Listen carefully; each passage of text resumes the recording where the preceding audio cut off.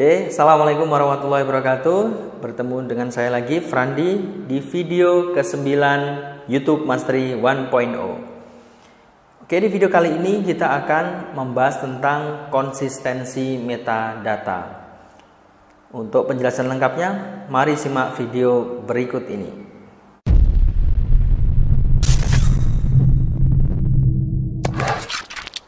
Oke, konsistensi metadata.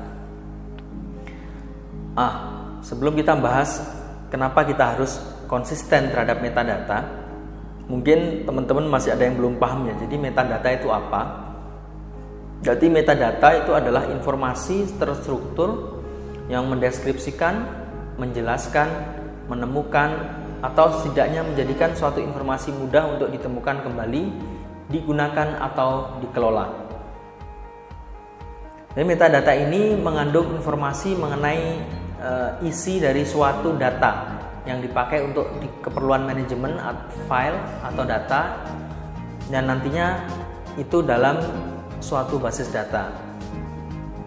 Nah, kalau melihat pengertiannya malah tambah bingung ya. Jadi secara simpelnya kalau kita bahas metadata di YouTube itu adalah ada 4 ini ya. Dia ada di channel keyword atau kata kunci channel. Kemudian kedua dia ada di meta tag video. Kemudian dia ada di hashtag. Dan terakhir adalah meta description. Nanti ini apa? Nanti akan saya jelaskan di prakteknya langsung. Nah, di YouTube Mastery 1.0 ini diajarkan agar metadata kita konsisten. Gitu ya. Kenapa harus konsisten? Karena ini nanti akan penting sekali untuk menerapkan strategi SEO. Jadi semakin mirip judul, deskripsi, dan tag di semua video di channel kita, itu maka akan semakin banyak video yang akan direkomendasikan kepada orang yang menonton salah satu video Anda. Gitu ya. Jadi ini disebut dengan suggested video loops.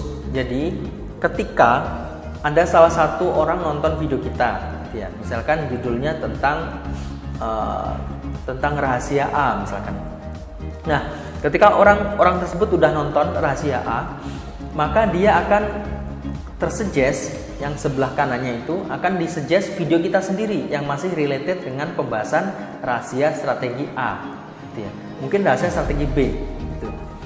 Itu memastikan itu, sehingga suggested video loops. Artinya satu orang pengunjung kita itu akan banyak menonton video di kita. Ini merupakan strategi yang luar biasa menurut saya. Maka harus metadata kita harus konsisten. Nah, apa ruginya ketika kita tidak konsisten metadata ini? Bentuknya seperti apa? Maka video kita ini tidak akan direkomendasikan di feed kita sendiri.